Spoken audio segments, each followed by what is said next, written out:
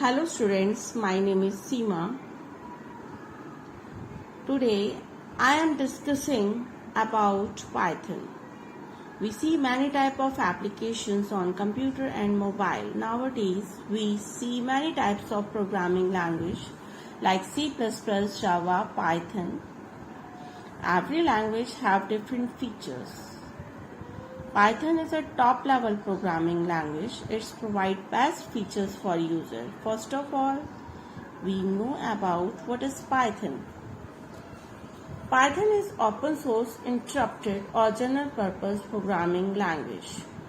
Python was created by Guido van Rossum and first released on February 20, 1991. It is very powerful, easily used. With the help of it, we developed applications very fastly. We use it to develop desktop, GUI application, websites and web application. It provides dynamic text system and automatic memory management facility. It is popularly used for artificial intelligence. YouTube is mostly written in Python. We use Python Anaconda to do programming.